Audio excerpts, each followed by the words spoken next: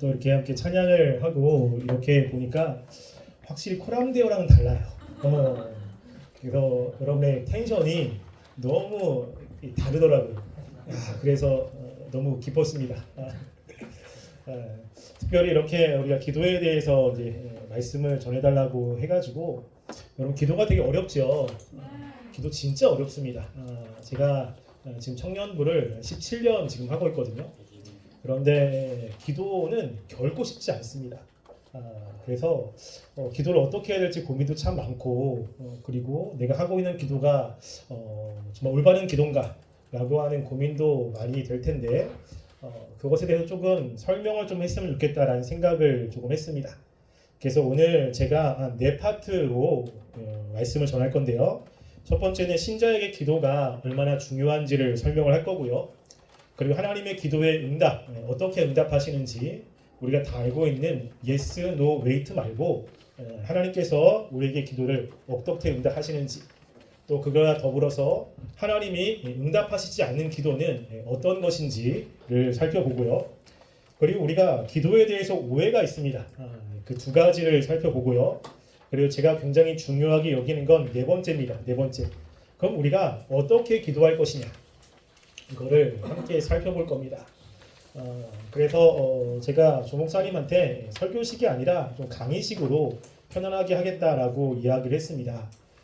또 제가 귀한 시간 여러분 내주셔서 말씀을 전하는 만큼 제가 얼마나 할까요? 시간을 제가 예전에 청년부 수련회를 할 때 저녁 8시부터 새벽 2시까지 안 쉬고 한 적이 있습니다. 네. 얼마나 할까요? 1시간. 네, 알겠습니다. 제가 1시간을 할 겁니다. 1시간은. 그러니까 여러분들이 저도 그래서 시계 꼭 있어야 돼요. 안 그러면 시간 체크를 못하면 오래 가니까 제가 시간 안에 열심히 끝내도록 하겠습니다. 저는 이제 예전에 기도를 굉장히 좀 많이 했고 또 중요하게 여겼습니다. 제가 대학교 1학년 때 신대원에 들어갔는데 함께 있던 그 파트너 형이 기도를 굉장히 열심히 하는 형이었어요. 그래서 하루에 기도를 6시간을 한 적이 있습니다. 새벽 기도에 가서 기도하고 아침 먹고 기도하고 점심 먹고 기도하고 저녁 먹고 기도하고 틈틈이 가서 기도하고 그리고 저녁에 시간 내서 기도하고 그리고 방학 때도 주변에 있는 교회가 있으면 가서 혼자 기도하고 그래서 그때는 기도가 전부라고 생각을 했던 때 그런데 그렇게 열심히 해도 기도는 굉장히 쉽지 않았습니다. 볼륨 조금만 올려주세요. 네. 그리고 기도를 하면 나타나는 현상 중에 하나가 열정이 조금 생깁니다. 여러분 교회에서 조금 울립니다. 저음 좀 내려주세요. 교회에서 보면 우리가 하나님께 나가는 정말로 중요한 두 가지가 말씀과 기도잖아요. 그래서 여러분들이 말씀을 많이 배우면 머리가 많이 커지죠. 실천을 안 하고 입으로만 이야기하는 경우가 있습니다. 그래서 뭐가 문제다, 어떻게 해야 되느냐라는 것을 알지만 실제로 실천할 수 있는 힘이 별로 없습니다. 그런데 반면 기도를 많이 하는 사람들은 어떻게 해야 될지는 잘 몰라요. 그런데 그냥 실천을 하는 일들이 많습니다. 그래서 예수님께서 우리에게 기도와 말씀을 조화롭게 가지고 있으라고 이야기를 하는 이유가 하나님의 말씀을 바로 알고 그것을 실천할 수 있는 힘이 있어야 되기 때문입니다. 그런데 우리가 보통 이제 수련회 하면 수련회는 3파트로 나뉘어지거든요. 찬양 시간, 그리고 말씀 시간, 그리고 기도 시간. 어느 시간이 가장 좋습니까? 기도. 거짓말. 거짓말. 찬양 시간이에요. 보통 찬양할 때는 신납니다.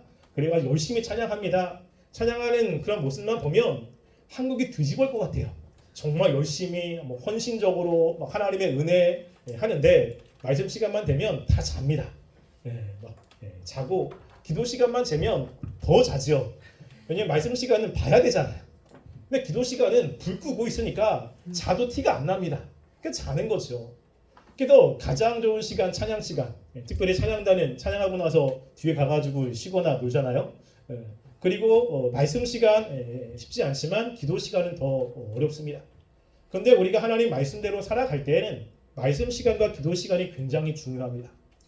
여러분들이 찬양할 때 어떤 은혜를 받잖아요.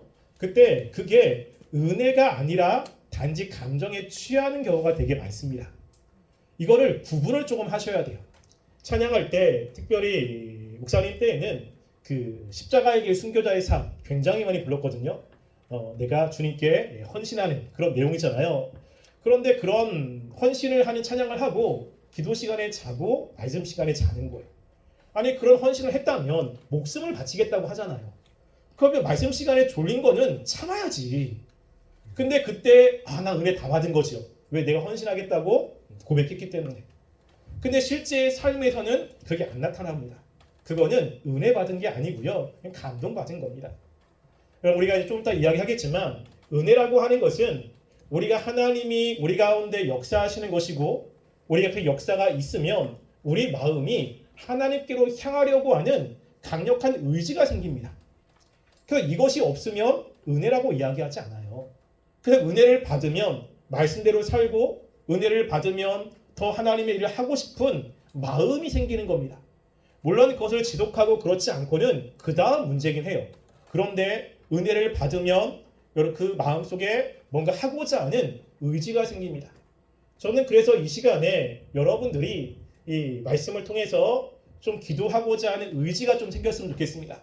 근데 앞으로 기도하는 것은 다른 문제라고 했어요. 그거는 굉장히 힘든 문제고 그걸 여러분들이 싸워야 되는 문제입니다. 그래서 마지막에 어떻게 싸워야 되는지를 이야기를 하겠습니다. 그럼 먼저 첫 번째로 우리가 기도에 대해서 이야기하는데요. 신자와 기도와의 관계가 있습니다. 기도는 신자에게 굉장히 중요한데요. 기도는 무엇이냐면 자녀의 특권입니다. 우리 요한복음 1장 12절 말씀 함께 읽어볼게요. 읽겠습니다. 시작. 영접하는 자 곧 그 이름을 믿는 자들에게는 하나님의 자녀가 되는 권세를 주셨으니. 아멘. 여기 보면 예수님을 영접하는 사람들, 그 예수님의 이름을 믿는 사람들은 하나님의 자녀가 되는 권세를 주었잖아요. 원래 자녀가 아닌데 자녀의 특권이 있다는 겁니다. 이 자녀의 특권은 굉장히 많습니다. 우리가 하나님의 나라 들어가는 것도 자녀의 특권이거든요. 왜냐면 제가 일산에 있다가 부산으로 내려왔습니다. 근데 제 딸은 제가 아빠기 때문에 같이 내려오는 거예요. 제가 오니까 딸도 같이 오는 거죠. 하나님께서 마지막에 하나님의 나라에 가실 때 하나님의 자녀는 그냥 그곳에 같이 가는 겁니다. 왜냐하면 부모님이 가기 때문에 그렇습니다. 이것도 자녀의 특권입니다. 그런데 자녀의 특권 가운데 굉장히 중요하게 성경에서 이야기하는 것은요. 기도라고 하는 겁니다. 기도. 여러분들이 살면서 어려울 때가 있잖아요. 내 힘으로 하려고 애를 쓰다가 안 될 때, 근데 부모님이 내가 어려운 부분들을 해결할 수 있는 능력이 있다면 부모님에게 도움을 구하죠. 왜 그러냐면 자녀이기 때문에 그렇습니다. 그래서 기도는 자녀의 특권이에요. 그래서 우리가 살아갈 때 어렵고 힘든 것, 우리 힘으로 할 수 없는 것들을 하나님께 간구하고 그리고 기도할 수 있는 특권이 있는 것이고 하나님이 그럴 때 응답을 해 주시는 것입니다. 그럴 때 우리가 하나님께 기도하는 것이 왜 자녀의 특권인가 라고 했을 때는요. 이 신자와 성령과의 관계를 조금 이해할 필요가 있습니다. 자, 여러분 우리가 하나님을 믿는 사람들이라고 이야기하잖아요. 하나님을 믿는 사람과 믿지 않은 사람의 근본적인 다른 게 있습니다. 근본적으로 달라요. 여러분 우리가 구원의 확신에 대해서 흔들리는 사람이 되게 많거든요. 제가 코람데오 처음에 와서도 구원의 확신을 다 흔들어 버렸습니다. 정말로 구원받는 거 맞아? 맞다고, 확신 있다고. 그러면 증거를 내봐. 증거. 뭐가 확신의 증거야? 라고 이야기하면 굉장히 흔들리거든요. 그런데 우리가 하나님의 자녀라고 하는 것의 확실한 증거는 뭐냐면요. 우리 안에 성령님이 내주한다는 거예요. 그래서 신자는 성령이 내주한 사람입니다. 로마서 8장 9절 말씀 한번 읽어볼게요. 로마서 8장 9절 읽어보겠습니다. 시작. 만일 너희 속에 하나님의 영이 거하시면 너희가 육신에 있지 아니하고 영에 있나니 누군지 그리스도의 영이 없으면 그리스도의 사람이 아니니라. 아멘. 여기 보면 사도 바울이 명확히 이야기합니다. 하나님의 영이 거하시면 너희가 그리스도의 사람이다 라고 이야기하죠. 여기서 하나님의 영이라는 것은 성령님입니다. 성령. 여러분 성령님은 눈에 보이지 않죠. 그 성령님은 눈에 보이지 않지만 성령님이 역사하는 것은 알 수 있습니다. 그래서 성령이라고 하는 이 단어는 루하라고 한 단어는 바람이라는 단어와 같은 단어예요. 우리가 이렇게 높은 곳에서 창문을 통해서 밖을 내다보면 바람이라는 것은 보이지 않습니다. 근데 바람이 부는지 안 부는지를 알 수 있어요. 어떻게 알 수 있죠? 글쎄 나뭇가지를 보면 알 수 있어요. 바람은 보이지 않지만 바람이 불면 나무가 움직입니다. 똑같아요. 성령이라고 하는 분은 보이지 않습니다. 왜냐하면 영이기 때문이에요. 하나님이 영이라고 했을 때 그 영의 가장 중요한 특징은 보이지 않는다는 뜻입니다. 그런데 하나님의 영이 임하면 그 임하는 것에 대한 영향력이 있어요. 또 반응들이 나타나는 것입니다. 그래서 성령님이 임한 사람에게는 반드시 성령님이 임한 것에 대한 반응이 나오는 거예요. 그 반응을 보고 예수 믿는 사람이다, 그렇지 않는다 라는 것을 알 수 있는 겁니다. 아무리 자기가 확신을 가지고 있다고 해도 성령님이 내주하지 않으면 하나님의 백성이 아닙니다. 어떤 사람들은 죽으면 천국 갑니다, 확신 가져야 천국 간다고 이야기하지만 실제로 그렇지 않습니다. 예수님이 말씀하기를 주여 주여 하는 자마다 다 천국에 들어가는 게 아니에요. 그럼 예수님 당시에 바리새인들은 자신들은 천국에 들어갈 때 가장 앞자리에 있다고 생각했습니다. 그런데 바리새인만이 아니라 그 당시에 유대인들은 다 똑같이 생각했어요. 바리새인들은 하나님의 나라에 가장 먼저 들어가는 사람들이라 라고 확신을 가졌습니다. 근데 예수님이 바리새인들에게 뭐라고 이야기하죠? 이 독사의 자식들아, 너희들이 하나님의 백성이라고 생각하지 마라. 너희들은 지금 하나님의 백성들처럼 들어오는데 너희들한테 들어가면 배나 마귀 자식을 만든다 라고 이야기를 하는 거예요. 굉장히 충격적인 거거든요. 그러니까 그들은 확신이 있었지만 하나님의 백성이 아니었습니다. 여러분, 그 내가 천국에 들어갈 확신이라고 하는 것도 명확한 근거가 있어야 되는 거예요. 그 근거가 바로 뭐냐면 성령님이라고 하는 겁니다. 성령님이 내주하시면 성령님의 가장 큰 특징은 하나님의 말씀이 믿어지는 거예요. 자, 우리가 창세기 1장 1절에 보면 그 말씀은 태초에 하나님이 천지를 창조하시니라 라고 이야기를 하잖아요. 여러분, 우리가 예수님을 믿으면 구원을 받습니다. 예수님이 하나님의 아들이라고 믿지요. 2000년 전에 있었던 분입니다. 태초에 하나님이 천지를 창조하신 것은 짧은 지구의 나이로 보면 6000년 전의 이야기예요. 그럼 6000년 전에 누구도 본 적이 없습니다. 그 일들을. 누구도 그것을 증명할 수가 없습니다. 근데 여러분들이 하나님이 이 세상을 창조한 것을 어떻게 믿어요? 그러니까 성경에 나온 것을 어떻게 믿어? 여러분, 우리가 지성인이잖아요. 지성인이면 과학적으로 증명이 돼야 되고 논리적인 증명이 돼야 돼요. 근데 인간이 하나님의 아들이라 라는 것을 우리가 어떻게 믿을 수 있고 그 예수님이 우리를 위해서 돌아가셨다는 것을 우리가 어떻게 확신을 합니까? 이거는 말이 되지 않는 거예요. 이거는 안 믿는 게 정상입니다. 근데 왜 우리가 그것을 믿냐면 하나님의 백성 안에 성령님이 내주하기 때문에 그래요. 왜냐하면 창세기 1장에 이 세상을 하나님이 창조했을 때 성부 하나님만이 아니라 성령 하나님도 함께 창조를 했죠. 그곳에 성령 하나님이 계시는 거예요. 예수님이 십자가에 달려 돌아갔을 때 성령 하나님도 예수님과 함께 하셨죠. 그 동일한 성령님이 우리 가운데 있는 거예요. 그러니까 우리 가운데 있는 성령님이 하나님이 태초에 천지를 창조하셨다라고 이야기할 때 우리 마음속에서 맞아, 그건 진짜야 라고 믿어지게 하시는 겁니다. 예수님이 우리를 위해서 돌아가셨다라고 했을 때 성령님께서 그 예수님의 사역 가운데 함께 하셨기 때문에 그거는 사실이야 라고 믿어지게 하시는 거예요. 근데 성령님이 계시지 않으면 안 믿어지는 겁니다. 그런 게 어딨어 라고 하는 거예요. 그래서 하나님의 백성들에게 가장 중요한 것은 성령님이 임하는 겁니다. 그래서 그 성령님이 임한 우리들을 고린도전서에서 뭐라고 이야기하면 너희가 하나님의 성전이다 라고 이야기하죠. 여러분, 성전이라는 것은 하나님이 거하시는 자리예요. 성령님이 하나님인데 하나님이 우리 마음에 거하시죠. 그럼 우리 마음이 뭐가 됩니까? 성전이 되는 거예요. 그래서 성령님이 임해야 하나님의 백성이 되는 거고요. 그 사람 안에 성령님의 역사가 있어야 하나님의 백성이라고 우리가 여겨지는 겁니다.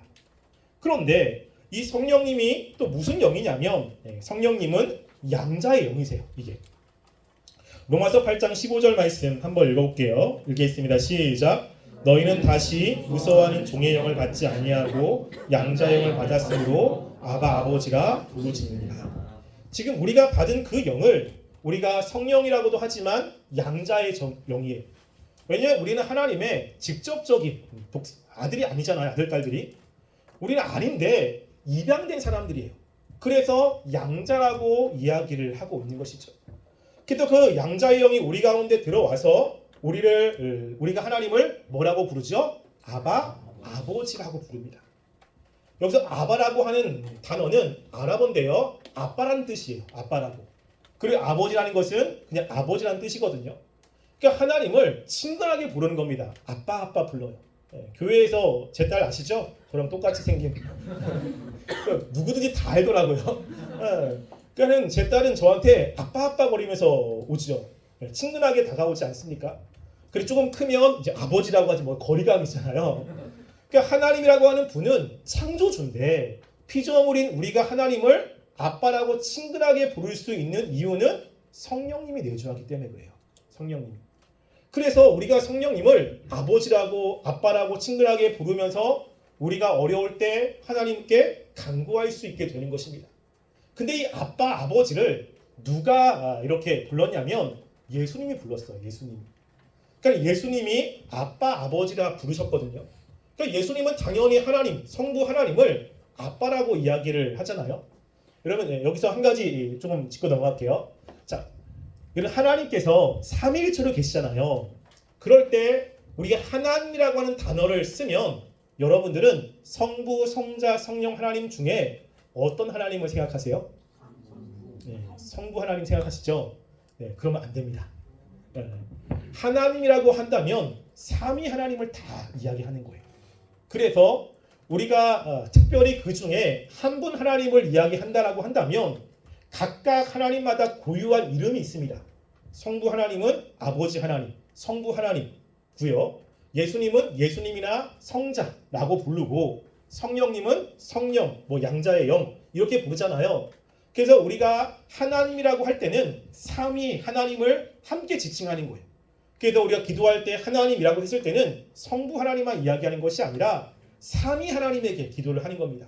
그리고 마지막에 제가 이야기했지만 예수님의 이름으로 기도합니다라고 했을 때는 그 중에 특별히 한 분을 지칭하는 겁니다. 그때 예수님께서는 아빠 아버지라고 부르는 겁니다. 아버지니까 누구죠? 성부 하나님이세요. 근데 이 성경에서 예수님이 하나님을 아빠 아버지라고 부르는 것이 딱 한 군데 나옵니다. 그동안에 많이 불렀겠지만 성경이 우리들에게 하나님을 아빠 아버지라고 부르게 하실 때 예수님이 그렇게 불렀다는 것을 모델적으로 하나 보여주는 사건이 있습니다. 그게 마가복음 14장 3절이에요. 함께 읽어보겠습니다. 시작. 가라사대 아바 아버지여 아버지께는 모든 것이 가능하오니 이 잔을 내게서 옮기시옵소서. 그러나 나의 온대로 마시옵고 아버지 온대로 하옵소서 하시고. 여기 보면요. 그 사건은 예수님께서 겟세마네 동산에서의 사건입니다. 이제 하나님이 약속한 때가 되어서 십자가를 져야 되거든요. 예수님이 가장 힘든 것은 십자가에 달리긴 육체적인 고난이 아닙니다.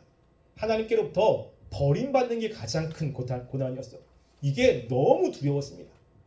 그래서 마태복음에 보면 제자들한테 기도를 부탁하거든요. 예수님은 한 번도 기도를 부탁한 적이 없는데 그때 제자들에게 부탁해요. 내 마음이 심히 고민되고 죽게 되었다. 이 말의 뜻은 내 마음이 갈기갈기 씌었다는 거예요. 너무 힘들어서 마음을 둘 수가 없는 그런 상태인 겁니다. 왜냐하면 예수님도 너무 힘든 상태잖아요. 그때 아버지를 뭐라고 부른다고요? 아바 아버지라고 부르는 거예요. 자신의 힘으로 감당할 수 없는 그때, 자신의 힘으로 너무나 힘든 상황들을 맞이했을 때 그 예수님이 하나님에게 아빠 아버지라고 부르셨습니다. 그것처럼 우리도 성령이 임하시면 하나님을 뭐라고 부른다고요? 아빠 아버지라고. 우리가 가장 힘들 때, 우리가 할 수 없는 상황 속에서 너무나 괴롭고 힘든 순간에 하나님의 도움을 구하기 위해서 하나님을 아빠, 아버지라고 부르라고 하는 거예요. 그래서 신자들에게 이 기도는 굉장히 중요한 겁니다. 여러분들이 이 생활 살아갈 때 여러분의 한계를 많이 느끼잖아요. 여러분들이 취업이나 아니면 관계의 문제 또 여러 가지 상황 속에서 어려움이 되게 많잖아요. 그래서 신자들은 기도의 사람입니다. 기도의 사람. 굉장히 중요합니다. 그래서 우리가 항상 이제 기도해야 되는 것이 서신서에서 나와 있거든요. 그래서 제가 B번에 1번 보면 서신서의 마지막은 항상 기도로 마치고 있습니다. 이거 굉장히 중요합니다. 그래서 우리가 서신서를 보면 서신서는 크게 두 가지로 나뉘어 있습니다. 전반부는 어떤 교리의 내용이 적혀져 있어요. 그래서 우리가 어떻게 예수님을 믿는지 원리적인 부분들이 있고, 그리고 거의 절반부터는 실천적인 부분들이 있습니다. 우리가 하나님의 백성으로서 어떻게 살아야 되는지를 이야기를 하고 있어요. 그래서 우리가 신앙생활 할 때는 하나님이 우리에게 하신 것들이 무엇인지를 알고 우리가 어떻게 살아야 될지를 알아서 실천하는 삶을 살아야 되는 거거든요. 근데 재미있는 것은요, 서신서의 가장 마지막에 기도가 다 있어요. 기도가 왜 그럴까요? 왜 기도가 서신서의 가장 마지막에 붙어 있을까요? 그 이유는 우리가 하나님의 뜻을 알고 어떻게 해야 되는지 알면도 불구하고 못 살기 때문이에요. 여러분, 아는데 안 되잖아요. 몰라서 못하는 것도 있지만 아는데 안 되는 것도 되게 많잖아요. 그렇죠? 주일날 예배 나와야 돼, 안 나와야 돼요? 나와야 되죠. 근데 주일날 사랑하는 애인이 놀러 가자 그래. 너무 가고 싶은 곳이야. 그럼 갈등이 됩니까, 안 됩니까? 되죠. 단번에 끊어야 되는데 갈등이 된다고요. 갈등이. 그러니까는 우리가 아는데 안 되는 거예요. 그래서 가면 마음이 왠지 좀 이렇게 찔리고 너무 힘들고, 그래 하나님께 회개하기도 하고, 또 다음에 그러지 말아야지 하지만 또 넘어가고, 그러면서 나는 왜 이러지? 나는 의지가 약한가 봐 라고 하면서 자책하는 일들이 벌어지잖아요. 의지가 약한 게 아닙니다. 그게 원래 그런 거예요. 원래 위로를 좀 드릴게요. 원래 그런 겁니다. 그러니까 원래 그러니까 뭐가 필요하죠? 기도가 필요한 거예요. 기도가. 그래서 우리가 하나님의 말씀의 원리를 알고 어떻게 해야 되는지 알지만 우리의 연약함 때문에, 우리의 한계 때문에, 또 우리를 공격하는 마귀의 강력함 때문에 못 사니까 뭐가 필요하죠? 기도가 필요한 거예요. 그래서 성경에 보면 믿음의 사람들은 다 기도의 사람들이었습니다. 여러분, 기도하지 않으면 말씀대로 못 살아요. 나는 기도하지 않아도 살겠다. 그건 거짓말입니다. 마귀에게 속고 있는 거예요. 절대 못 삽니다. 왜냐하면 여러분 안에 있는 죄를 못 이기잖아요. 여러분, 늦자, 게으름 이깁니까, 못 이깁니까? 못 이기죠. 못 이깁니다. 너무 힘들잖아요. 그렇죠? 되게 힘들다고요. 그러니까 그것도 하나 못 이기는데 우리가 하나님을 위해서 목숨을 바친다고요? 말이 안 된다고요. 그러니까 우리가 매 순간 하나님의 도움이 필요하고 하나님께서 역사해 주셔야 이길 수 있기 때문입니다. 그래서 구약에 보면 이제 모두가 다 하나님을 믿는 사람들은 기도하고 있는 사람들인데요. 우리 야고보서 5장 17절 말씀 보면 그 중에 한 사람인 엘리야를 예를 들어서 이야기합니다. 야고보서 5장 17절 말씀 함께 읽어볼게요. 읽겠습니다. 시작. 엘리야는 우리와 성경이 같은 사람이로되 저가 비 오지 않기를 간절히 기도한즉 3년 6개월 동안 땅에 비가 많이 오고. 아멘. 여기 보면 야고보가 특별히 기도를 이야기하면서 엘리야를 이야기하잖아요. 제가 왜 이걸 가져왔냐면 청년 가운데 이런 청년들이 있어요. 저는 하나님을 100% 믿습니다. 하나님이 제 삶을 책임져 줄 것을 믿습니다. 그런데 기도하지 않아요. 근데 자기는 하나님이 자기의 삶을 책임져 줄 거를 100% 믿는데, 하나님의 약속들도 믿는데, 근데 기도하지 않습니다. 여러분, 이게 가능할까요? 가능하지 않을까요? 가능할까요? 가능하지 않을까요? 100% 믿는데 어차피 하나님 책임져 줄 거잖아요.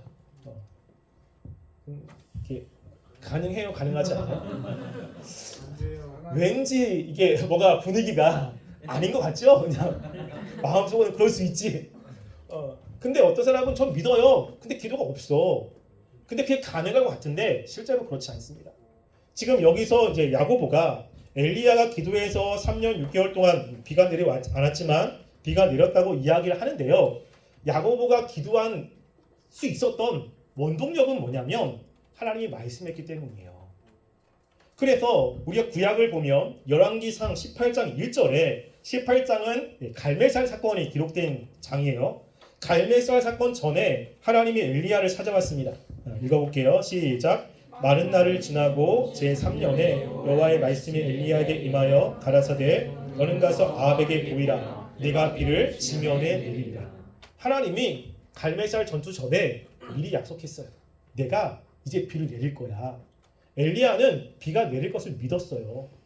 그러면 갈멜살 전투 이후에 그냥 하나님이 비 내릴 것을 보고 믿고 기다리면 됩니다. 근데 엘리야는 어떻게 하죠? 기도한다고요. 한번 기도해서 눈을 떴는데 비가 내리지 않아요. 그러니까 두 번째 기도합니다. 두 번 해도 아무런 일도 일어나지 않습니다. 몇 번까지 하죠? 7번 하는 거예요.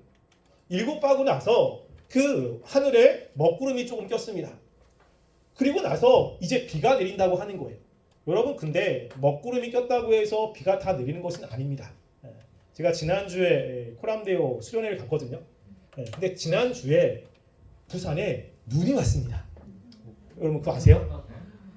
깜짝 놀랐어요. 제가 부산 지금 5년 차거든요. 근데 부산에서 눈을 제가 2번 봤는데 그게 이제 지난주였어요. 운전을 하고 있는데 뭐가 떨어지는 거예요.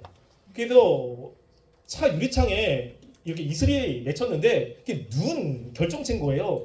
야 이상하다. 그럴 리가 없는데. 그리고 닦고 갔는데 또 내리는 거지요. 야 눈이 오나 보다. 그래가지고 눈을 기대했습니다. 근데 두세 방울 이렇게 오고 안 오는 거예요. 그치. 여러분 먹구름이 꼈다고 해서 비가 내릴 거라고는 보장이 없습니다. 근데 엘리야는 확신하죠. 왜 그렇죠? 하나님이 말씀했기 때문에. 그래서 엘리야가 기도한 건 하나님의 말씀이 있었기 때문에 기도하는 것입니다. 그리고 우리가 다니엘도 보면요. 다니엘 9장 2절과 3절 말씀에 이렇게 이야기합니다. 한번 읽어볼게요. 시작. 곧 그 통시 월년에 나 다니엘이 서책으로 말미암아 여호와의 말씀이 선지자 예레미야에게 임하여 고하신 그 연수를 깨달았나니 곧 예루살렘의 황무함이 70년 만에 마치리라 하신 것이니라.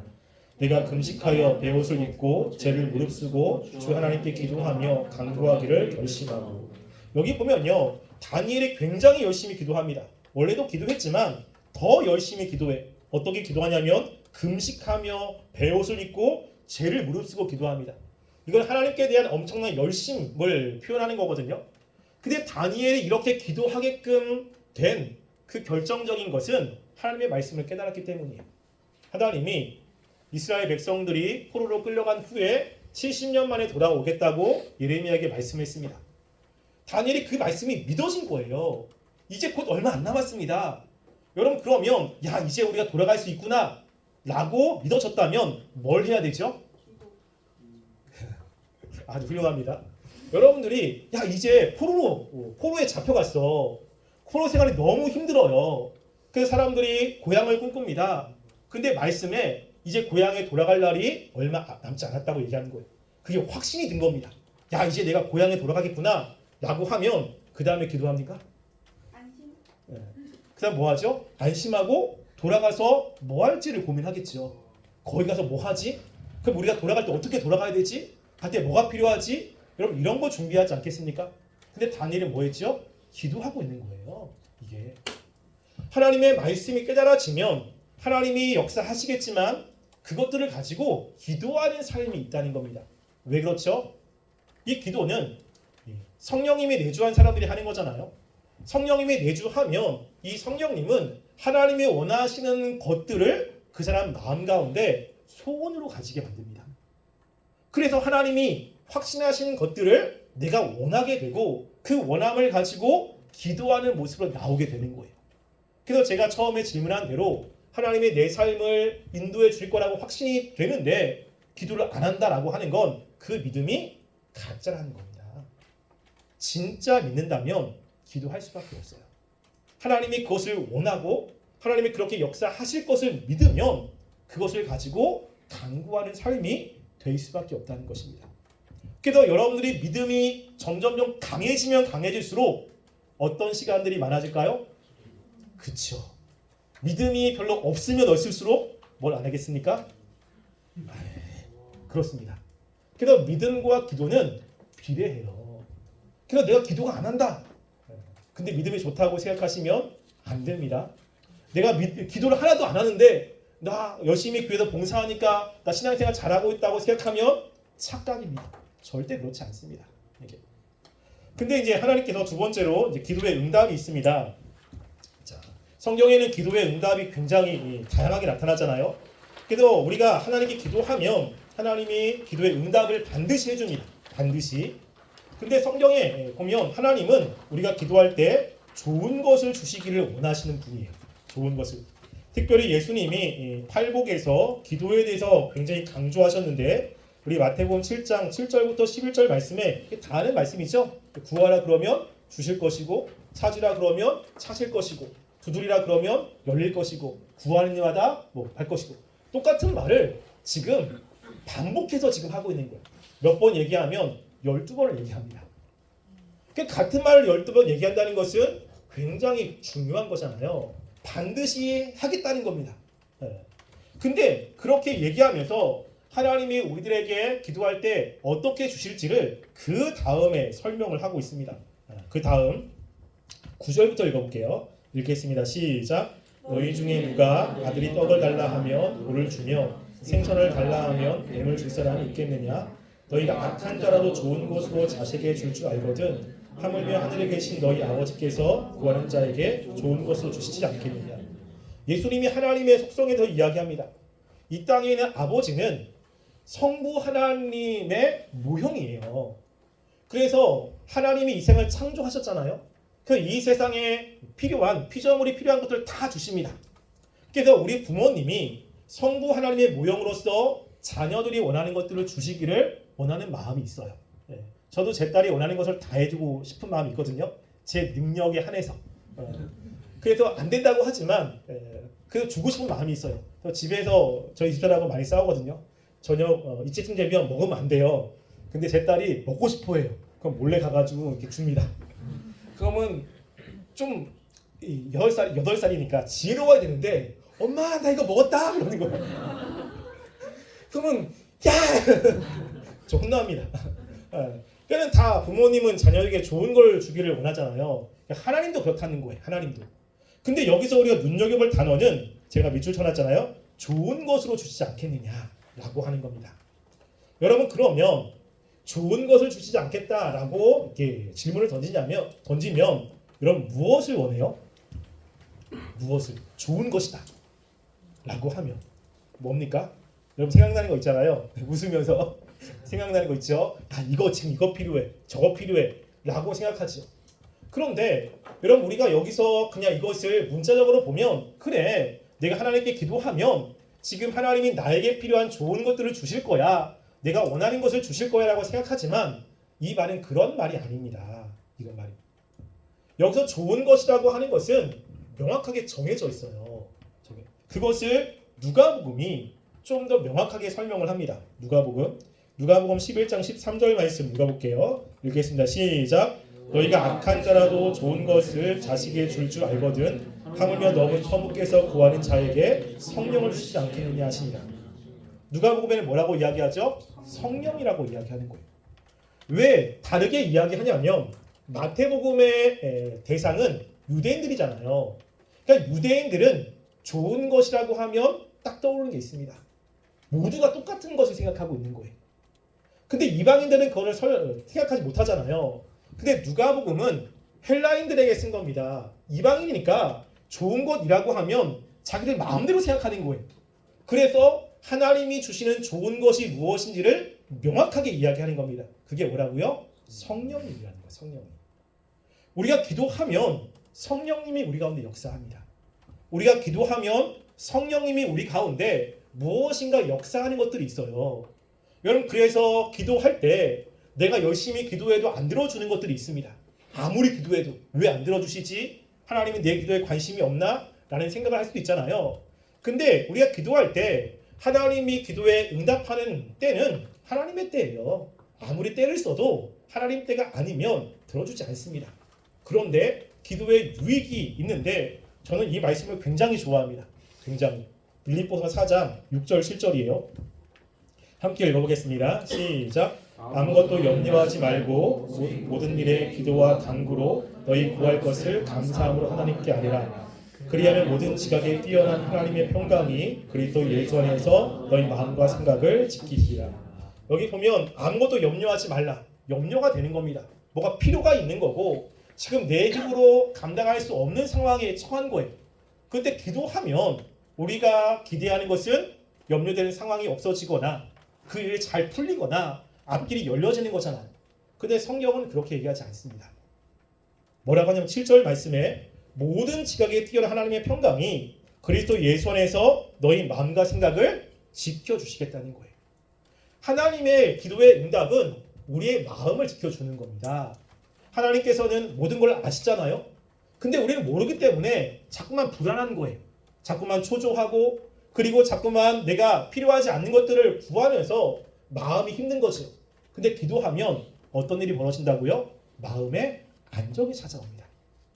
하나님이 내 삶을 책임져 줄 거라고 하는 믿음에 따른 안정. 하나님께서 나에게 좋은 것으로 인도하여 주실 거라고 하는 그런 마음에 안정이 찾아와서 기도 후에는 두려워하지 않습니다. 이게 기도의 중요한 응답이에요. 하나님이 그렇게 안정을 주었다면 이후에 하시겠습니까? 안 하시겠습니까? 하시죠. 하나님의 원하는 대로 주시는 거예요. 이게. 그러니까 우리가 기도할 때 하나님은 응답해 주세요.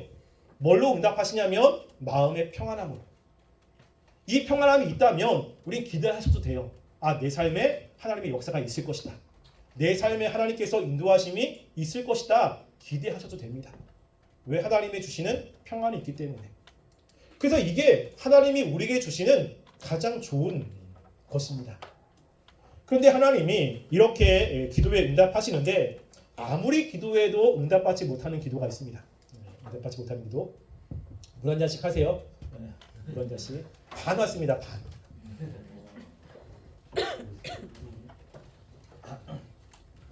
자, 응답받지 않는 기도가 굉장히 많지만 그 중에 제가 세 가지만 이야기를 하겠습니다. 자, 잠언 28장 9절 말씀에 보면 이렇게 이야기하잖아요. 사람이 귀를 돌려 율법을 듣지 아니하면 그의 기도도 가증하니라 라고 이야기하는 거예요. 즉 우리가 하나님의 말씀을 듣지 않고 기도하면 가증한 기도입니다. 하나님이 기도에 응답하지 않아요. 그러니까 말씀도 모른 채 하나님도 모른 채 그냥 열심히 기도하는 거 하나님이 그 기도에 응답하지 않습니다. 왜냐하면 그 기도는 외식의 기도고 중언부언하는 기도고 정욕의 기도이기 때문이에요. 그래서 그런 사람들은 대부분 외식하는 기도를 하게 됩니다. 마태복음 6장 5절에 보면 예수님께서 기도, 하나님께서 듣지 않는 기도 첫 번째를 이야기하는데요. 마태복음 6장 5절 말씀을 함께 읽어보겠습니다. 시작. 또 너희가 기도할 때에 외식하는 자와 같이 되지 말라. 저희는 사람에게 보이려고 회당과 큰 어귀에 서서 기도하기를 좋아합니다. 네가 진실로 진실케 이르노니 너희는 자기 상을 이미 받았느니라. 이런 외식이라고 하는 사람의 기도는 뭐냐면 내가 기도하는 대상을 하나님이 아니라 사람에게 두고 있는 겁니다. 기도는 누구한테 하는 거죠? 하나님께 하는 거예요. 근데 사람한테 신앙이 좋은 척 알려주기 위해서 큰 소리로 기도하거나 아니면 사람이 있는 데서는 기도하지만 혼자서는 기도하지 않는 이런 사람들을 이야기합니다. 여러분 그래서 외식의 기도는 하나님이 안 들어주세요. 그럼 대표적인 외식의 기도가 있습니다. 아마 여러분들도 있을 것 같다는 생각이 좀 들거든요. 언제인 줄 아십니까? 대표기도입니다. 대표기도. 여러분 대표기도 할 때 하나님을 인식해서 기도합니까? 사람들을 조금 생각을 합니까? 그래서 수식어가 엄청 많이 붙어요. 수식어가 천지 만물부터 시작해가지고 자신들이 원하지 않는 건데 막 붙이는 거죠. 이것저것 붙여가지고 외식의 기도예요. 사람들이 이걸 듣고서 야 기도 잘한다. 야 그래 정말 신앙이 좋다. 이런 느낌을 주게끔 대표기도를 하는 거죠.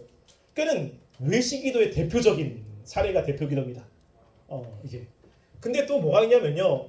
나는 기도 못해라고 하는 사람이 있잖아요. 기도시키면 못한다고. 왜 못하죠? 남들 앞에서 못하니까. 그렇죠? 기도는 하나님께 하면 되거든요. 그러니까는 뭐 유창하게 할 필요가 없이 그냥 내가 원하는 것들을 마음을 담아서 기도하면 되는데 내 기도를 다른 사람이 들으면 어떡하지? 기도 못한다고 하면 어떡하지?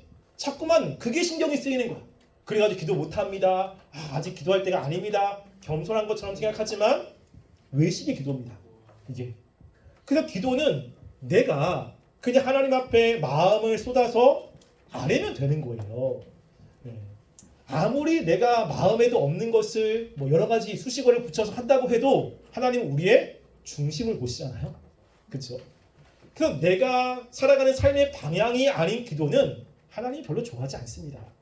교회를 사랑하지 않는데 교회를 사랑하게 하시고 뭐 이런 기도 별로 좋아하지 않습니다. 네. 그러니까 하나님께서는 외식의 기도 굉장히 싫어합니다. 네. 그래서 외식의 기도하지 않으려면 우리가 마음이 하나님께로 향해 있어야 되고요. 하나님을 사랑하는 마음이 있어야 우리가 외식의 기도를 안 할 수가 있게 되는 거거든요. 두 번째는 중언부인입니다. 중언부언. 마태복음 6장 7절부터 8절 말씀해 보면 나와 있죠. 함께 읽어볼게요. 읽겠습니다. 시작. 또 기도할 때에 이방인과 같이 중언부언하지 말라. 저희는 말을 많이 하여야 들으실 줄 생각하느니라. 그러므로 저희를 본받지 말라. 구하기 전에 너희가 있어야 할 것을 하나님께서 지시하느니라. 여기 보면 중언부언인데요. 중언부언의 문자적인 뜻은 같은 말을 반복하는 거예요. 같은 말을 반복하는 거. 여러분 기도할 때 같은 말을 반복하죠. 그거 많잖아요. 똑같은 말을 계속 반복하는 거 라고 하는데 근데 단지 그것만을 이야기하는 것은 아닙니다. 왜냐면 예수님도 같은 말을 반복한 기도가 있어요. 혹시 언제인 줄 아세요? 똑같은 기도를 3번이나 했습니다. 언제냐면 겟세마네 동산에서 했어요. 겟세마네 동산 너무나 마음이 힘들잖아요. 그래서 제자들에게 기도를 부탁하고 나서 멀리 떨어진 곳에서 기도를 했습니다. 한참을 기도하고 나서 이제 하나님이 응답해 주신 거예요. 마음에 평안함이 찾아왔습니다. 눈을 뜨고 제자들 보니까 자고 있는 거죠. 한마디 했습니다. 그러고 나서 예수님이 또 기도를 하시는 거예요. 왜 기도를 했을까요? 왜 또 기도를 했을까요? 왜? 아니 기도에 응답을 받았잖아요. 마음의 평안도 이게 있으면 그 다음에 가면 되는데 또 기도를 하는데 동일한 기도를 하셨어요. 왜 기도를 하셨을까요? 두려움이 영접해 온 겁니다. 그러니까 기도를 했을 때는 평안함이 오지만 또다시 현실을 바라보면 두려움이 생기잖아요. 여러분 그런 거 있잖아요. 기도할 땐 괜찮은데 삶의 현장으로 가면 또 두려워, 또 겁나지요. 예수님도 그랬어요. 그러니까 예수님이 같은 기도를 또 한 겁니다. 하나님께 마음을 쏟아가지고. 그래서 그때 기도를 누가복음에 보면 땀방울이 핏방울이 되도록 집중해서 기도했거든요. 근데 기도하니까 또 마음의 평안이 찾아온 거예요. 눈을 뜨고 또 이렇게 제자를 봤는데 예수님이 또다시 기도합니다. 3번째 동일한 기도를 하거든요. 그는 다시 두려움이 찾아온 겁니다. 그래서 3번째 같은 기도를 하는 거예요. 그럼 예수님께서 3번 똑같은 기도를 했잖아요. 그럼 중언부언이죠. 그럼 예수님이 중언부언 하셨네요. 이게 그러니까 이 단어가 같은 말을 반복하는 것을 이야기하는 것이 아니라는 것을 알겠죠. 그래서 그 앞에 예수님이 뭐라고 이야기하냐면 이방인과 같이를 붙여놨어요. 이방인과 같이. 그럼 불교나 다른 종교에도 기도가 있죠. 근데 그들의 기도를 보면 그들이 하는 주문이 있습니다. 주문. 그래서 불교에도 있죠. 불교에도 우리가 잘 알고 있는 그렇죠. 그거 있죠. 그거 있고요. 그리고 원불교에도 있고요. 그리고 모든 종교에 주문이 있어요. 그래서 주문을 많이 하면 되는 거야. 무슨 의미인지 상관이 없어. 그냥 열심히 하면 신이 그것에 감동을 받아서 들어준다고 생각하는 거예요. 여러분 기도의 방법은 우리가 믿고는 신이 어떠한 존재이냐에 따라서 방법이 달라집니다. 여러분 부모님께도 그렇잖아요. 여러분 부모님 중에 칼 같은 신분들이 있잖아요. 그런 분들에게는 내가 뭐가 필요할 때 앵겨 붙으면 안 돼요. 그렇죠? 명확하게 설명을 해줘야 됩니다. 왜 필요한지, 그게 얼마나 필요한지 명확하게 설명을 해줘야 주시는 분이 있습니다. 근데 어떤 분들은 그렇지 않고 앵겨 붙으면 되는 분 있잖아요. 그래서 안 된다고 하지만 그렇지 말고 좀 주세요. 막 이렇게 하면 주시는 분들이 있습니다. 그렇죠? 그러면 이제 부모님께 무엇인가 부탁할 때 그걸 알기 때문에 그렇게 하잖아요. 예. 저희 집은 앵겨 붙으면 혼납니다. 저희 집은 예. 저랑 우리 집사람은 TJ가 강합니다. 그래서 앵겨 붙으면 혼나요. 그래서 또 말해야 됩니다. 하나님도 마찬가지예요. 그러니까 이방인들은 자신들의 신이 어떠한 존재이냐에 따라서 기도의 방법이 달라집니다. 그래서 그들은 열심히 무엇인가 정성을 들이면 들어준다고 생각하는 신이에요. 그래서 대표적인 그런 사례가 갈멜산 전투에서 이 바알을 믿는 선지자들이 엘리야와 대결을 하잖아요. 그래서 바알을 믿는 선지자들이 이제 자신이 믿는 신이 불을 내려서 이 재물을 태우기를 했습니다. 그래서 아침부터 저녁까지 계속 도는 거예요. 계속. 엘리야가 하도 안 되니까 놀리는 겁니다. 너의 신이 밥 먹나 보다. 너의 신이 화장실 갔나 보다. 낮잠 자나 보다. 라고 하니까 더 열심히 기도합니다. 어떻게 하냐면 자기 몸을 상해하는 거예요. 피를 막 내는 거죠. 그러니까 우리가 이렇게까지 지금 간절합니다. 이렇게까지 열심입니다. 라는 걸 보여주는 거예요. 그러면 반복해서 무엇인가 응답해 주실 거라고 생각합니다. 그래서 무엇인가 열심히만 하는 거죠. 근데 아무런 일도 일어나지 않습니다. 우리 하나님은 그런 분이 아니라는 거예요. 우리 하나님은 어떤 분이죠? 우리가 필요한 모든 것들을 다 아세요. 반복할 필요가 없어. 이게 단지 우리가 하나님이 원하시는 대로 기도하면 하나님이 우리의 기도에 응답하시는 분이라는 겁니다. 단지 중요한 게 뭐냐면 마음을 쏟느냐는 게 중요한 거예요. 하나님의 뜻대로 살려고 하는 마음의 방향성과 하나님께 그렇게 살고자 하는 그 중심을 드리면 하나님은 들어주시는 분이라는 것을 이야기하고 있는 거예요. 하나님이 어떤 분인지도 모른 채 그냥 무조건 기도하면 하나님이 안 들어주십니다. 그래서 예수님이 그 이야기를 하는 거죠. 그래서 세 번째로는 뭐냐면 정력으로 쓰려고 잘못 구하는 기도라고 하는 겁니다. 우리 야고보서 4장 3절 말씀 읽어볼게요. 시작. 구하여도 받지 못하는 정력으로 쓰려고 잘못 구합니다. 그럼 우리가 이걸 보면 제가 이제 코람디오에서 이거를 설교를 하는데 우리 회장님이 질문을 하는 거예요. 왜냐면 우리가 대부분 하나님께 기도하는 그 기도 제목은 우리가 원하는 거잖아요. 우리가 원해서 기도하는 거잖아요. 근데 그게 정력하고 무슨 상관이 있습니까? 아니 무슨 차이가 있습니까? 라고 하는 거예요. 어떻게 보면 여러분이 하나님께 기도하는 게 취업 잘 되게 해주세요. 뭐 남자친구랑 잘 되게 해주세요. 뭐 시험 잘 보게 해주세요. 이게 내가 원하는 거잖아요. 어떻게 보면 나의 욕구고 나의 정욕일 수 있잖아요. 그런데 정욕으로 구하면 안 들어준대요. 그러면 그런 걸 가지고 기도하면 안 됩니까? 단지 하나님의 영광을 위해서 기도해야 되고 교회를 위해서 기도해야 되고 뭐 이것만 기도를 해야 되나요? 근데 예수님이 또 이제 그렇지 않거든요. 여기 보니까는 너희는 이렇게 기도하라 주기도문 하는데 주기도문에 보면 일용할 양식을 주옵소서라고 하거든요. 양식이라고 하는 것은 우리가 필요한 모든 것들을 함축해서 이야기하는 거예요. 그래서 뭐 지혜, 지식, 남자친구, 여자친구 필요한 모든 것들 다 이야기하는 거거든요. 실제로 저희 집은 저희 집사람이 뭐 먹고 싶다고 하면 그냥 그 다음에 들어올 때가 참 많아요. 그래서 얼마 전에 딸기 먹고 싶다니까 누가 딸기 주셔가지고 가져오고 이런 경우가 되게 많거든요. 옷도 내가 이런 스타일의 옷 입고 싶다 그러면 꽤 들어올 때가 있어요. 하나님 그게 응답하시는 것들 되게 많거든요. 근데 지금 여기만 정욕으로 구하면 안 된대요. 여러분 근데 이 정욕이라고 하면 뭔가 다른 의미가 있겠죠. 이렇게. 그래서 이거를 구분하셔야 돼요.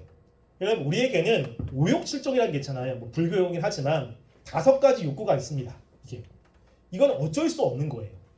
그런데 그런 욕구는 문제가 되지 않습니다. 하나님이 우리에게 주신 본성에 관련된 거예요. 근데 이게 정욕으로 넘어가면 문제가 됩니다. 정욕으로. 여러분들이 책을 하나 추천을 할 텐데요. 제가 얼마 전에 읽고 저희 청년들에게 프린트해서 나눠주고 하람이죠. 세기본도 제가 나눠준 책이 있습니다. 정말 중요하다고 생각해서 나눠줬는데 안 읽는 거예요. 그래서 2번 나눠주고 이게 종이가 아깝다고 해서 안 나눠주고 있거든요. 근데 너무너무나 중요한 건데요. 뭐냐면 매혹적인 악덕들이라고 하는 책이 있습니다. 그래서 굉장히 매혹적인데 정말로 큰 죄 7가지 거긴 나태, 허영, 정욕, 뭐 탐심, 뭐 이런 7가지 죄가 있거든요. 이 중세 이제 7거 가장 악한 7개의 죄, 그게 있거든. 근데 왜 그게 강력하냐면 인간의 본성에 다 있어요. 그럼 허영 있잖아요. 허영. 내가 원래 그런 사람이 아닌데 이렇게 과장하는 거 이런 거 있잖아요. 요즘에 PR 시대이기 때문에 더 그렇죠. 이거 죄예요. 그런데 인간의 본성에 있잖아. 우리가 기도할 때 하나님 다른 사람보다 잘 되게 해주세요. 뭐 기도하죠. 이거 정욕인가? 그렇지 않습니다. 여러분 정욕이라고 했을 때 이 정욕은 어떤 의미가 있냐면 내가 무엇이가 원하는 게 아니고요. 그 원함에 사로잡힌 상태를 이야기합니다. 그래서 식탐을 얘기할게요. 어떤 사람이 식탐이 있어. 그래서 같이 밥 먹으러 갔는데 내가 정말로 좋아하는 탕수육이 있는 거예요. 그냥 밥 먹고 있는 거지. 근데 2개밖에 안 남았어. 2개밖에. 근데 2개밖에 안 먹었는데 옆에 사람이 먹었어. 근데 먹고 싶은데 뭐 먹었으니까 뭐 괜찮아. 뭐 그럴 수 있죠. 그런데 내가 정말로 먹고 싶은데 한 사람이 먹었어. 탐심의 정욕에 사로잡힌 사람은 그 사람을 죽이고 싶어요. 내가 먹고 싶은데 내 걸 먹었어. 이 화가 이걸 막 어떻게 주체할 수가 없는 거예요. 왜? 그 정욕에 사로잡힌 거예요. 그러니까 정욕을 내가 통제하는 게 아니라 정욕의 통제를 받아서 생각과 감정과 의지가 어떻게든 할 수 없는 상태를 정욕이라고 이야기합니다. 이런 기도는 문제가 있는 거예요. 그러니까 예수님도 겟세마네에서의 기도를 하잖아요. 아버지여 이 잔을 옮겨 주옵소서. 예수님의 원함입니다. 원함. 너무 힘드니까 이 잔, 십자가를 안 주고 싶은 겁니다.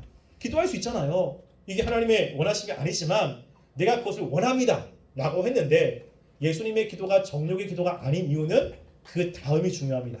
뭐죠? 내 뜻대로 마옵시고 아버지의 뜻대로 하옵소서 라고 하는 거죠. 정욕의 기도는 무조건입니다. 무조건. 하나님 무조건 해주셔야 됩니다. 이거 안 하면 저 하나님 떠납니다. 이거 안 하면 저 교회 떠납니다. 정욕입니다. 정욕. 그래서 정욕에 사로잡힌 기도는 하나님이 안 들어주세요. 우리가 원함을 이야기할 수 있습니다. 이거 원합니다. 이렇게 했으면 좋겠습니다. 간절히 원합니다. 그런데 우리가 사로잡지 않기 위해서 하나님의 뜻대로 사는 것이 중요하잖아요. 그 다음에 뭐가 필요하지? 그렇지만 하나님이 원하시는 대로 마음이 좀 떨리긴 하지만 그래도 주님이 원하시는 대로 좀 해주십시오 라고 하는 것이 필요한 거예요. 그래야 정욕의 기도가 아닙니다. 모든 게 다 마찬가지. 이거만 됩니다. 이거는 정욕의 기도의 가능성이 되게 많습니다. 이런 기도는 하나님이 들어주지 않습니다. 그래서 우리가 그 외에 하나님께 기도하는 것을 다 들어주는데요. 이 기도에 오해가 있습니다. 교회에서 많이 좀 오해하고 있는데 자, 그게 뭐냐면 첫 번째는 무엇이든지 구하면 들어주신다고 하지 않았느냐. 그럼 특별히 이제 요한복음 말씀을 많이 이야기합니다. 요한복음 15장 7절 말씀 함께 읽어볼게요. 자, 읽어보겠습니다. 시작. 너희가 내 안에 거하고 내 말이 너희 안에 거하면 무엇이든지 원하는 대로 구하라. 그리하면 이루리라. 여기 보면 예수님이 말씀하지 않았습니까? 이거 예수님의 말씀이거든요. 자, 너희가 무엇이든지 원하는 대로 구하면 이루어질 것이다. 뭔대로? 원하는 대로. 구하면 다 이루어지니까 마음껏 기도해라. 라고 하는 이야기를 들어왔죠.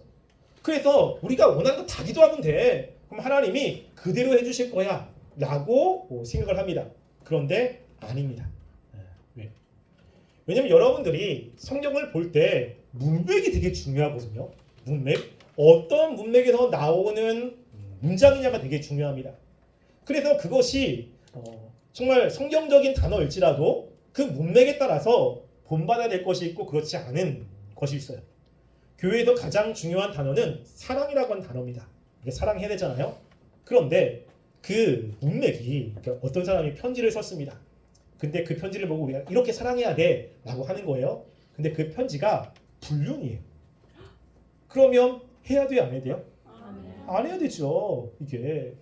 그러니까 사랑이라고 하는 단어는 쓰지만 어떤 문맥 속에서 사랑이 나왔냐는 되게 중요합니다.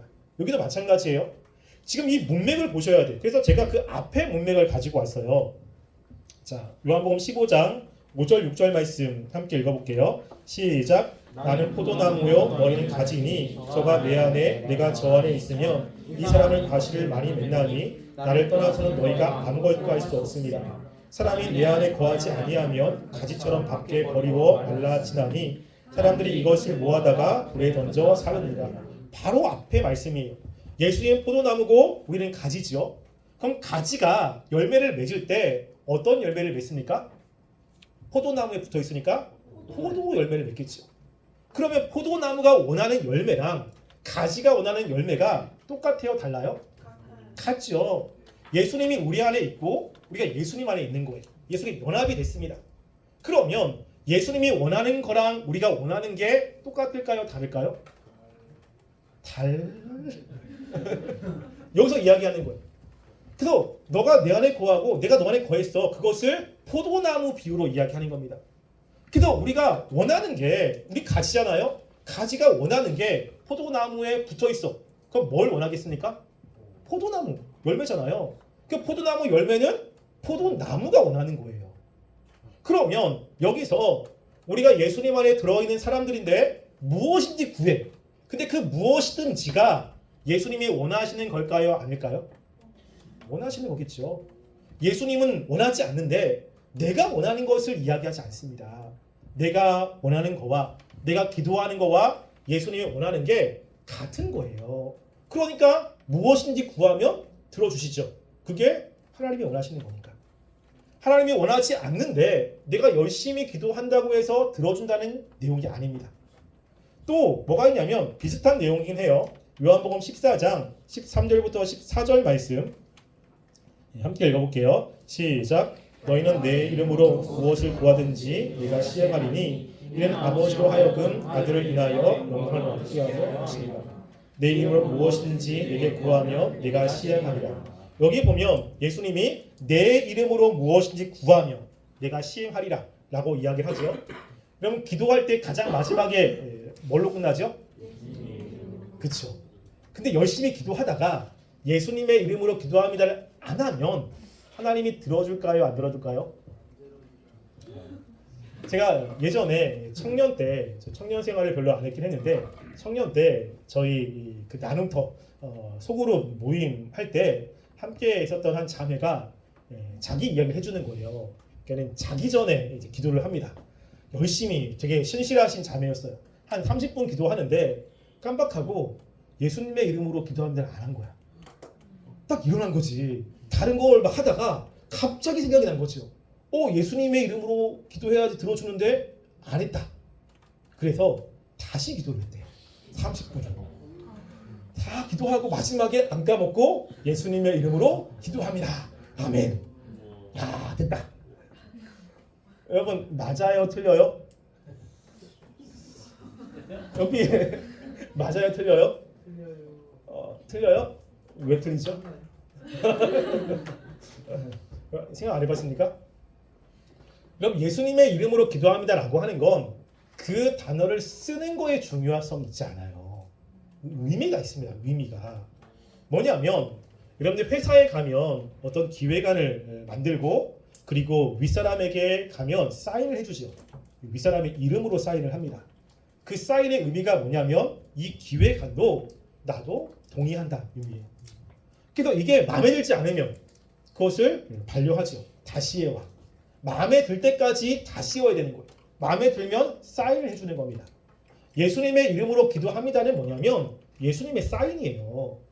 하나님께 갈 때 그곳에 예수님의 이름이 들어가 있다고. 이름이. 근데 그 기도가 예수님이 원하지 않는 기도야 라고 하면 예수님이 안 들어주시는 거예요. 이게. 그러니까 예수님의 이름으로 무엇인지 구한다고 하는 것은 예수님이 봤을 때 그 기도가 예수님이 원하는 기도일 때 내가 내 이름으로 이것을 응답해 줄게 라고 이야기를 하는 것입니다. 그래서 이것을 원래 예수님의 이름으로 기도합니다를 잊어버려도 괜찮아요. 어차피 하나님은 우리의 모든 것을 아시잖아요. 그렇다고 안 하면 안 됩니다. 그래서 여러분들이 기도할 때, 대표 기도할 때 예수님의 이름으로 기도합니다 안 했어. 왜 안 했냐 했더니 임승건 목사님이 안 해도 된다고. 그러면 저 이단됩니다. 그건 아니에요. 예수님의 이름으로 뒤에 넣는 이유는 우리의 기도가 예수님이 원하는 기도여야 된다. 그리고 우리가 직접 하나님께 가는 게 아니라 예수님께서 그것을 하나님께로 가져가시는 분이다 라고 하는 것을 인지시키게 하는 겁니다. 이게. 그래서 그 이름을 넣는 거예요. 그러니까 지금 여기서 내 이름으로 무엇인가를 구하면 이라고 하는 것은 다 구하고 그때 예수님의 이름으로만 넣으면 들어준다는 이야기가 아닙니다. 그 내용 자체가 예수님이 봤을 때 이게 예수님의 뜻과 맞으면 그것을 응답해 주겠다는 이야기인 거예요. 이해되시죠? 네. 그래서 우리가 기도할 때 중요한 건 하나님의 뜻과 관련된 기도를 해야 된다는 겁니다. 많은 질문이 있을 거라고 생각을 합니다. 그거는 조지호 목사님에게 질문해 주시고요. 이제 마지막으로 네 번째입니다. 그럼 어떻게 기도하느냐? 기도 진짜 어렵거든요. 기도. 그래서 제가 예전에 기도할 때 마음 먹고 이제 기도 안 하다가 이제 기도를 딱 하는 거죠. 다 열심히 기도하니까 나도 열심히 하고 싶은 거예요. 그래서 정말 온갖 생각을 다 짜내서 진짜 열심히 기도했습니다. 그러니까 느낌으로는 한 30분 이상 기도한 것 같아요. 그래 눈을 딱 떴는데 10분이 지났어요. 그 허탈감. 야, 나 30분 정도 된 것 같은데 안 되겠다. 나는 30분을 채워야겠다. 그래서 똑같은 기도를 또 열심히 기도했습니다. 그럼 근데 그거 아시죠? 두 번째 기도할 때는 빨라지는 거. 똑같이 기도를 똑같이 했는데 10분이 아니라 5분이 지난 거예요.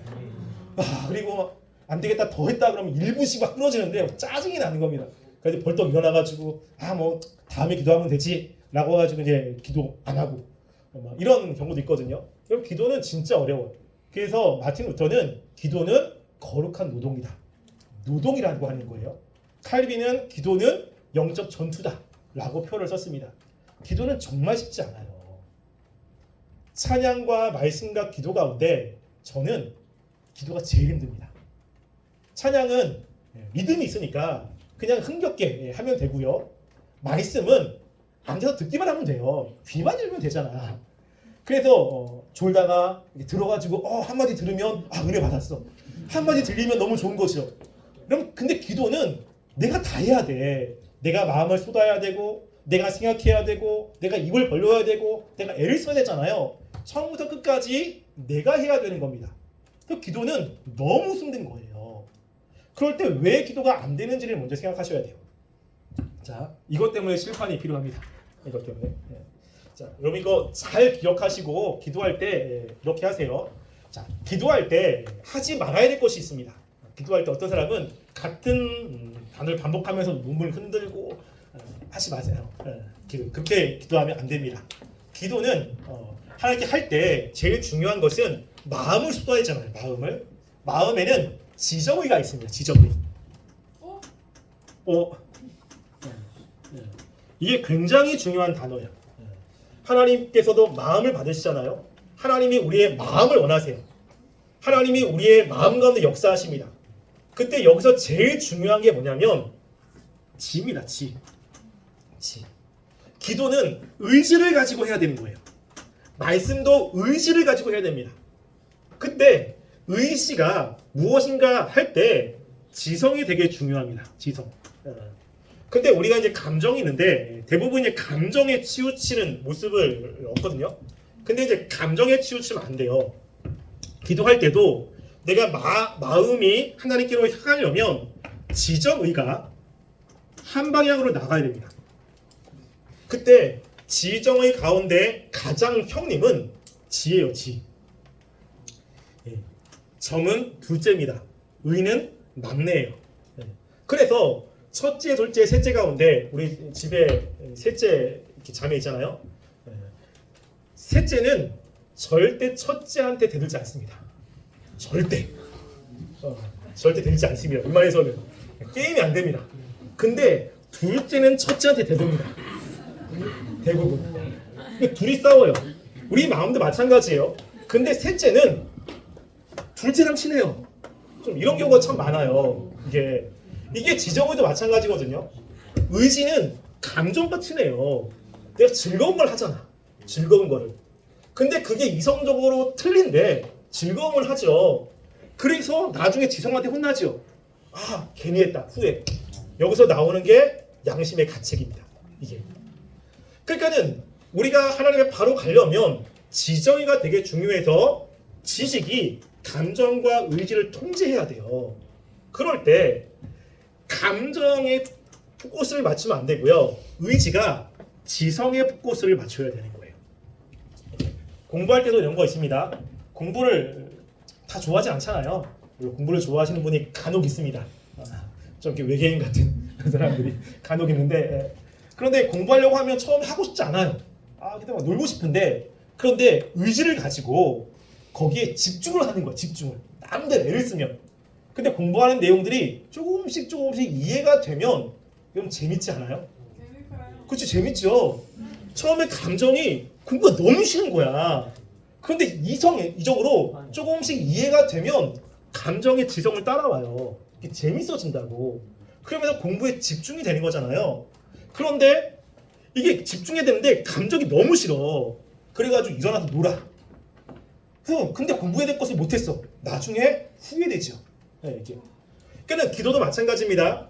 이런 감정에 치우치면 안 돼요. 물론 감정이 쏟아져야 되는 건 맞습니다. 그러면 어디로 먼저 해야 되냐면 지성이 생각을 하셔요. 생각 없이 기도하면 안 됩니다. 그래서 조근조근 기도하는 것이 되게 중요해요. 소리 쳐서 하는 게 아니거든요. 찬양도 마찬가지입니다. 제가 찬양 기도를 20년 이상을 했거든요. 찬양도 진짜 어렵습니다.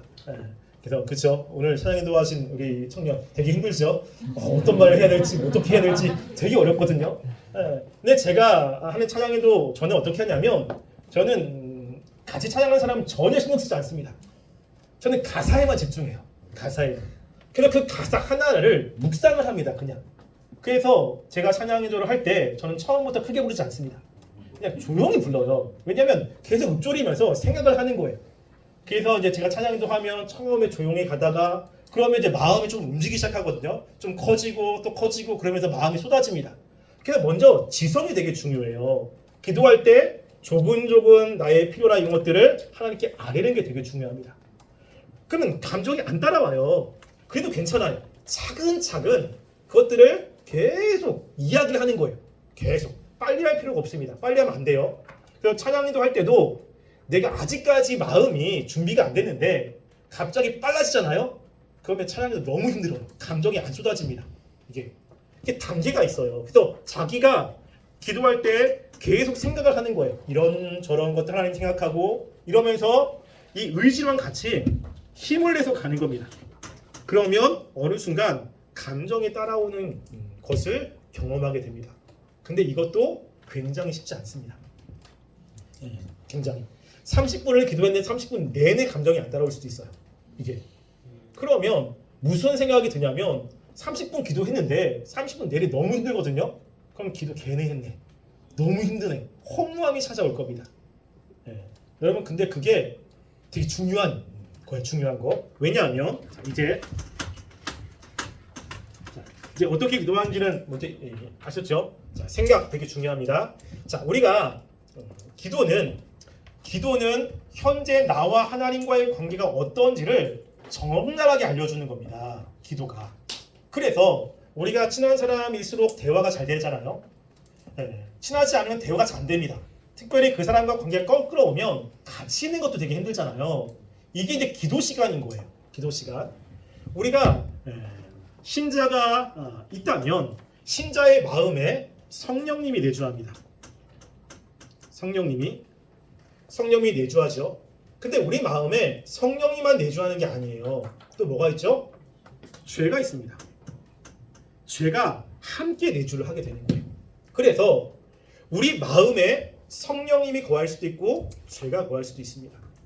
근데 대부분 죄가 거하겠죠. 죄가 거하면 생각과 감정과 의지가 죄의 지배 가운데 있어요.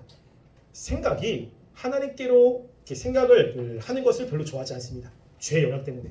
그러니까는 기도를 하려면 하나님보다는 자꾸만 잡생각이 나고 그리고 자꾸만 기도도 안 되고 뭘 기도할지 모르겠고 짜증만 나고 왜?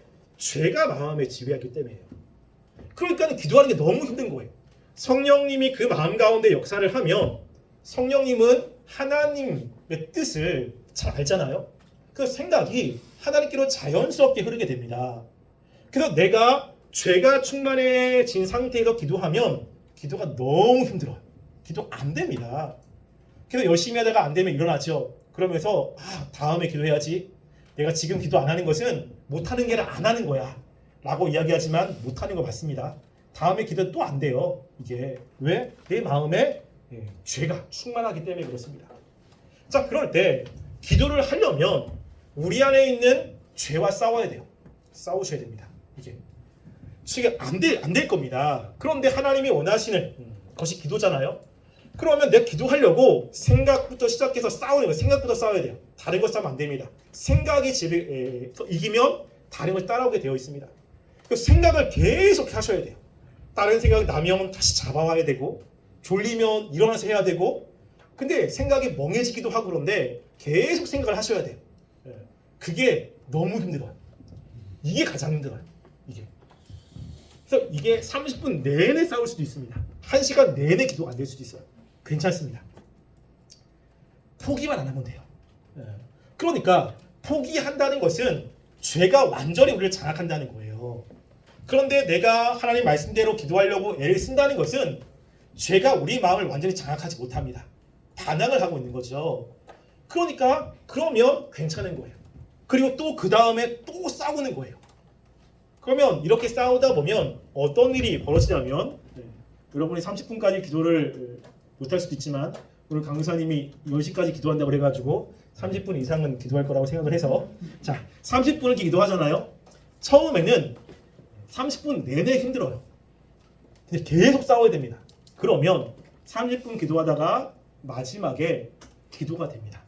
마지막에. 그래서 기도가 돼서 기도의 유익을 경험하게 됩니다. 이게 너무 좋은 거죠. 야 그래 기도 너무 즐겁다. 그럼 그 다음에 또 기도할 때 이 유익을 기대하고 기도를 하지만 냉랭함이 찾아올 겁니다. 기도가 안 돼요. 왜? 또 싸워야 돼. 또 싸우는 거야. 그러면 조금 더 기도가 돼요. 조금 더 기도가 됩니다. 이렇게 하면서 기도의 습관을 만드는 거예요. 기도를 싸우셔야 돼요. 그냥 기도가 안 된다고 해서 포기하면 기도 아예 못합니다. 그러니까 그래서 기도는 영적 전투고 거룩한 노동인 거예요. 그 시간에 소리를 크게 내지 않아도 괜찮고 그리고 조용히 해도 상관없습니다. 근데 뭘 해야 되죠? 싸우셔야 돼. 싸우셔야 돼. 근데 간혹 우리를 헷갈리게 만드는 하나님의 역사가 있어요. 뭐냐면 가끔가다 이제 여러분들이 금천 오시잖아요. 그러니까는 기도도 잘 안 했고 말씀도 안 했고 뭐 예배 잘 안 드렸는데 죄악 가운데 살았어. 근데 갑자기 금천에 왔는데 말씀이 들려지고 기도가 너무 잘 돼. 와 그래가지고 기도의 은혜를 너무 받은 거지. 이게 너무 좋은 거예요. 그래서 그 다음 주에 야 기도의 은혜가 너무 좋다. 그냥 그 다음 주에 기도하려고 또 앉았어요. 그 전주에 받았던 은혜를 생각하며 너무 좋아가지고 앉았는데 냉랭해. 기도가 너무 한데 혼란이 찾아오죠. 그러면 전에는 뭐지? 아무것도 준비하지 않을 때는 하나님 은혜 주시고 무엇인가 준비할 때는 이게 아무것도 안 주시고 그럼 준비하지 말아야 되나? 이런 혼란이 찾아오기도 하거든요. 여러분 근데 이유가 있습니다. 왜 그러냐면 하나님께서 사랑하시기 때문에 그래요. 그런 은혜를 경험하지 않으면 죄악 가운데 가니까 은혜를 주어서 하나님의 은혜가 뭔지를 경험하고 그 은혜를 추구하고자 하는 마음의 열정을 주기 위한 것입니다. 그 은혜가 너무 좋으니까 다시 경험하고 싶잖아요. 그런데 그것 때문에 기도자에 또 나온다고요. 그리고 나서 애를 써야 되는 거야. 안 되는 건 당연하죠. 왜? 내 마음에 아직 죄가 충만해. 이게. 그래서 여러분들이 하나님의 뜻대로 성령 충만하다는 것은 기도해가지고 무엇인가 성령이 뜨거워지가 있는 게 아니고요. 성령님이 우리의 마음을 이끌어가는 거예요. 이게. 그래서 기도할 때도 여러분들이 죄가 충만한지 성령이 충만한지는 기도할 때 보면 압니다. 기도하자고 하면 집중도 안 되고 마음도 안 쏟아져요. 그러면 뭐가 문제죠? 죄가 충만한 거예요. 그럼 그럴 때 제가 청년들한테 하는 거 뭐냐면 하나님 기도하고 싶은데 기도가 잘 안 됩니다. 내 안에 죄가 강한 것 같습니다. 죄를 이길 수 있는 힘을 주세요. 하나님 이 시간에 내가 하나님께 마음을 들여서 기도할수록 도와주세요. 하나님께 도움을 구해야 돼요. 다른 어떤 것보다 도움을 구해서 마음이 열리면 그 다음부터 이제 기도를 마음껏 할 수 있거든요. 이게 되게 중요합니다. 그리고 기도할지 모르겠다. 뭔지 모르겠다. 하나님 뜻대로 기도하는 거 되게 중요하잖아요. 근데 예수님이 알려주셨어요. 너는 기도할 때 이렇게 기도해라. 뭐죠? 주기도문을 외우는 겁니다.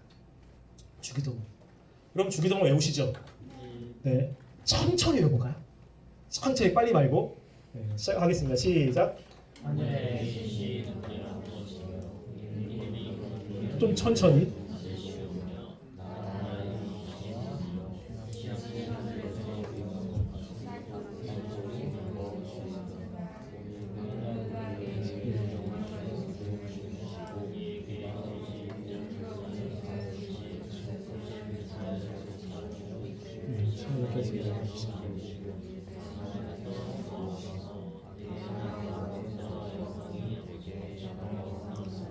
네, 훌륭합니다. 막 못하신다는 건 몇십 년 동안 외운 주기도문이지만 천천히 외우면 이게 맞나? 이 다음에 뭐지? 아마 이런 느낌도 조금 있을 겁니다. 왜냐면 우리가 뜻을 생각하지 않아요. 그냥 막 하는 거죠. 오토매틱입니다. 그래서 굉장히 빨리 외워야 돼. 빨리 외우면 다 외웁니다. 근데 천천히 외우면 뭔가 이상해요. 근데 주기도문도 천천히 외워야 돼요. 그래서 주기도문은 우리가 하나님을 위해서 어떻게 살아가는지를 담겨는 내용이거든요. 그래서 하나씩 묵상하는 거예요. 하늘에 계신 우리 아버지요. 하나님 묵상하면서 내 아버지 대신 하나님 이름이 거룩히 여길 받으시오. 천천히 그것들을 묵상하면서 기도하면 그 기도의 내용은 하나님이 원하시는 기도잖아요. 생각이 다른 데 가면 또 다시 기도하고 이러면서 천천히 기도하면 그 마음이 하나님께 쏟아질 겁니다. 그럼 기도는 정말 쉽지 않아요. 기도는 해야 됩니다. 안 하면 절대 못합니다. 그런데 하나님의 나라를 위해서 살려면 기도는 반드시 필요한 거예요. 그러니까 우리가 기도를 힘들지만 해야겠습니까? 안 해야겠습니까? 해야 돼요. 해야 돼요. 그래서 여러분이 기도할 때 난 처음부터 1시간을 기도하리라. 나무 뿌리를 뽑으리라. 아닙니다. 기도할 때 지금은 함께 기도할 때는 함께 하다 좀 힘이 나지만 혼자 기도할 때는 나는 10분만 기도하리라. 이것부터 시작하는 겁니다. 30분 안 됩니다. 10분만이라도 기도하면서 집중해서 나가면 기도 시간이 점점점 늘어질 겁니다. 여러분들이 기도 쉽지 않지만 열심히 하셔서 기도의 유익을 얻었으면 좋겠고요. 그리고 하나님이 우리의 기도에 응답하시는 것이 무엇인가 깨닫고 그 기도에 놀라운 은혜를 경험하는 그런 삶이 되기를 간절히 소원합니다. 네, 우리 이 시간 이 말씀을 생각하시면서 기도했으면 좋겠고요. 우리가 기도할 때 우리 조진 목사님 나오셔서 기도할 텐데요. 먼저 우리가 이 시간에 기도할 때 하나님 우리가 이 시간 기도하길 원합니다. 후련회 때 하나님의 말씀을 듣고 기도함으로 하나님이 함께 하심을 우리가 확신 가운데 거하기를 원합니다. 내가 하나님께 기도하여 기도의 유익이 무엇인지를 알길 원합니다.